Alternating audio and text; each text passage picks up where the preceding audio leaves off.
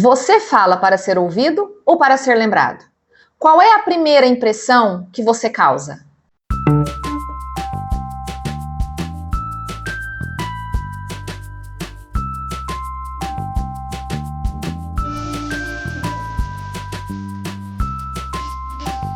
Eu sou Andréa Nascimento, jornalista, especialista em comunicação, oratória e imagem pessoal, e aqui neste canal você vai descobrir como estas três coisas podem mudar a forma como você é percebido. Mas o que é comunicação de verdade?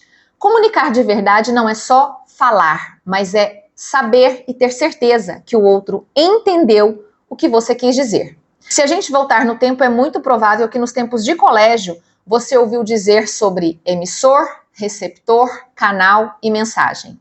Emissor, aquele que fala, receptor, aquele que recebe a mensagem, canal é o meio por onde aquela mensagem está sendo enviada, seja verbal, seja por escrito, seja um vídeo, um áudio, e a mensagem fala por si só. Mas tem um item que muita gente ignora e que é fundamental para o sucesso da sua mensagem: o feedback. Se você não se assegura, se você não confirma que o outro entendeu exatamente o que você quis dizer, aí, na largada, você pode começar a ter problema. E quais são os principais erros que a gente comete como emissor da mensagem? O primeiro deles é achar que todo mundo sabe do que você está falando. Não, as pessoas não sabem. Depois, a gente tem o hábito de jogar informações desorganizadas. Não pensar numa linha de raciocínio antes de conversar. E isso pode gerar no outro um raciocínio confuso. Outra coisa é a falta de objetividade e clareza. Às vezes a gente se perde na organização desse raciocínio e fala muito quando o ideal era ser extremamente objetivo para que todo mundo assimile a mensagem principal. E por último, fazer uma comunicação baseada em suposição. Pensa comigo. Quantas vezes você já ficou frustrado porque as pessoas não entenderam o que você disse exatamente como você gostaria que elas tivessem entendido? Um outro erro clássico está na hora de escolher o canal. Geralmente a gente escolhe o canal que é mais confortável para a gente, mas não necessariamente ele é o canal ideal para quem está te ouvindo. É importante lembrar que nem toda mensagem cabe em qualquer canal. E no mundo onde a gente tem tantas oportunidades, se você pensar, por exemplo, no WhatsApp, onde você pode mandar figurinhas, você pode mandar áudio, você pode escrever um texto, você tem GIFs, a gente não pode partir do princípio de que o que é mais fácil para a gente, necessariamente é o mais fácil para o outro. O que é melhor para o emissor, não necessariamente é o melhor canal para o receptor. Uma mensagem que não é clara e não é objetiva, ela não produz ação, ela produz interpretação. E a interpretação está muito mais na mão do outro, de quem nos ouve, do que da gente que está falando. Quando a gente pensa no receptor, em quem recebe a nossa mensagem, qualquer que seja ela, também temos erros que são clássicos. O primeiro deles, por exemplo, é que as pessoas recebem as informações através dos próprios filtros, baseado na experiência que cada um tem. E, obviamente, elas interpretam de forma diferente. Quais são esses filtros? Experiências anteriores que essa pessoa teve, emoções do momento em que ele recebe aquela mensagem, o conhecimento técnico que essa pessoa tem e quais as crenças e valores que ela carrega consigo. O nosso cérebro seleciona informações baseado em tudo isso.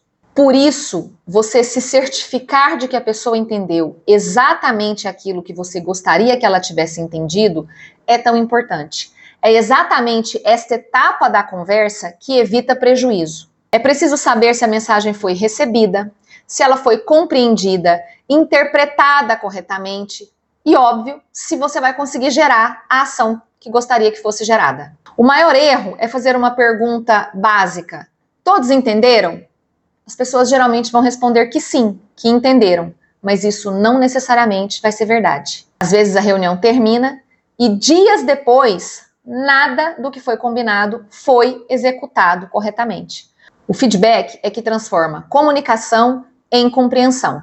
Nesse caminho entre emissão da mensagem e a recepção dela, acontecem muitos ruídos. O que é o ruído? Qualquer coisa que atrapalhe o entendimento da mensagem no meio do caminho.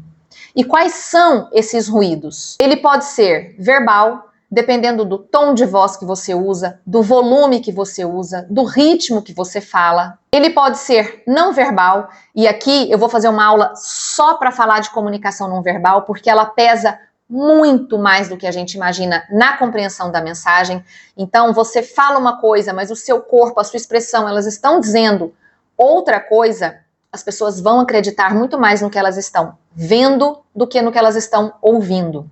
E a gente também pode ter um ruído visual. Placas, sinalizações que a gente acredita que estejam claras o suficiente, mas que na verdade não estão, pelo menos não para todo mundo. Outros ruídos podem ser informação incompleta, excesso de filtro, aquela informação que passa de uma pessoa, passa por a outra, passa para outra, vira praticamente um telefone sem fio, a gente já sabe como termina isso.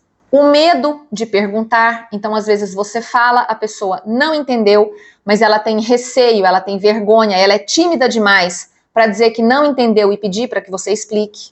As suposições, que é quando a gente acha que o outro sabe do que a gente está falando. Um canal errado, então de repente uma informação importante enviada somente por WhatsApp, algo que deveria ser formalizado, mas foi tratado numa conversa de corredor. E falta de retorno, quando você pede alguma coisa para alguém, essa pessoa não entende, você não cobra para se certificar de que ela entendeu, e quando chega o prazo esperado, aquela atividade não é entregue, porque a pessoa não entendeu ou o que deveria fazer, ou que ela tinha um prazo e qual era o prazo para ela entregar essa atividade. Um outro ruído importante que precisa ser considerado é quando você não considera o ponto de vista do outro. Falha na comunicação começa quando você acredita que o outro enxerga o mundo exatamente como você enxerga. Se você trabalha com uma atividade que tem muitos termos técnicos, como a medicina ou a área jurídica, por exemplo, é muito importante que você evite estes termos técnicos da sua área quando estiver conversando com alguém um pouco mais leigo. Seja um cliente, seja um fornecedor, se você não tem certeza de que aquilo é extremamente claro e que a pessoa entende todos os termos que você vai usar, não use. É melhor pecar pelo excesso de explicação do que pela falta, sempre. Adequar a mensagem ao público com o qual se fala é primordial e fundamental para que a sua mensagem seja compreendida. Evite também deixar lacunas no raciocínio. O nosso cérebro não compreende lacunas. E aí o que ele faz? Ele preenche esse espaço com a vivência de cada um. Então, toda vez que você deixa lacunas, cada um que está ouvindo aquela mensagem vai preencher esses espaços de acordo com o que cada um entendeu, cada um acredita, com a bagagem que cada um traz. Por quê? Porque sem informação, ele vai criar hipóteses. E aí o céu é o limite da criatividade. Qual é o impacto que essa informação incompleta gera? O primeiro deles é o retrabalho. Por quê? Se você tem, por exemplo, um novo procedimento a ser seguido, mas você não explica quem precisa segui-lo, a partir de quando, qual é esse novo procedimento, provavelmente as pessoas não vão compreender e isso vai gerar um retrabalho. No mínimo, um retrabalho para que você explique novamente o que precisa ser feito, quando precisa e por quem precisa. Você tem também perda de produtividade. Por quê? Porque uma pessoa sem contexto, ela vai interromper a atividade de outra pessoa, ela vai fazer pergunta, ela vai procurar informações e ela provavelmente vai executar errado aquilo que foi solicitado. Justamente por quê? Porque ela vai preenchendo essas lacunas com o que ela consegue de informação. Quer ver um exemplo bem prático disso? Quando alguém diz, por exemplo, eu gostaria que você tivesse mais iniciativa. Quem ouve fica com uma série de lacunas. Por exemplo, iniciativa em quê? Em quais situações? Com quais limites? Até onde eu posso ter iniciativa? Quem falou acredita que foi claro, mas quem ouviu entendeu como uma crítica vaga. A relação se desgasta, porque quem pediu, vai continuar vendo o outro sem iniciativa, e aquele de quem a gente cobrou iniciativa fica um pouco perdido, porque não houve clareza na comunicação. Parece difícil, né? Mas não é. São apenas alguns detalhes que, se você começa a controlar de maneira consciente, você percebe avanços na comunicação. Uma sugestão: comece se certificando de que as pessoas entenderam aquilo que você disse. Passe a mensagem no canal adequado e pergunte se há alguma dúvida, mas sempre com uma postura aberta, sempre com um tom de voz ameno, para que você de fato demonstre que está aberto para ser questionado e poder esclarecer qualquer dúvida que porventura tenha acontecido. Se você se atentar a esse detalhe, isso vai entrar no automático em pouco tempo e você já vai perceber avanços significativos na sua comunicação. Vai evitar retrabalho, vai evitar de perder produtividade e vai perceber, sim, os resultados. Depois não esquece de vir aqui me contar nos comentários o que você achou.